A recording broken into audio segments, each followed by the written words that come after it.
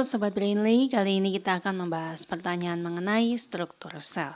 Pertanyaannya adalah sebagai berikut. Clostridium tetani merupakan mikroorganisme yang dapat menginfeksi manusia dan mengakibatkan penyakit tetanus.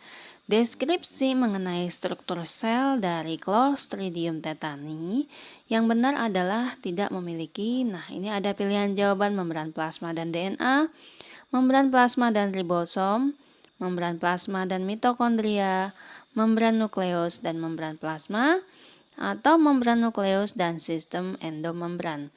Nah, untuk menjawab pertanyaan ini, kita perlu garis bawah dulu kata kunci dari soal tersebut. Nah, ini adalah Clostridium tetani. Kemudian deskripsi struktur sel. Nah, tidak memiliki. Nah, sekarang kita identifikasi dulu apa itu Clostridium tetani. Nah, Clostridium tetani itu adalah bakteri. Kalau dia bakteri berarti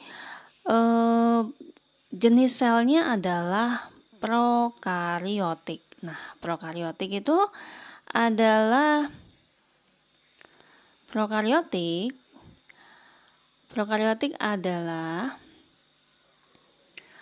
sel yang tidak memiliki lapisan membran inti dan inti sel yang jelas.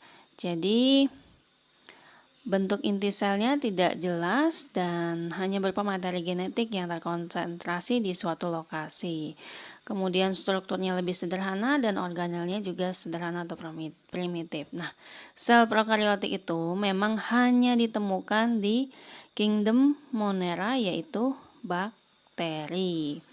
Nah, dengan demikian berarti dia tidak memiliki membran inti dan yang tidak dimiliki adalah membran inti dan inti sel itu sendiri. Nah, sekarang kita lihat dulu opsi jawaban yang disediakan. Di sini ada membran plasma dan DNA.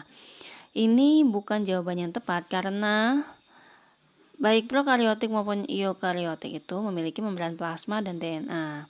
Kemudian membran plasma dan ribosom pun juga bukan pernyataan yang benar karena bakteri itu memiliki membran plasma. Jadi ini bukan juga pilihan jawaban yang benar.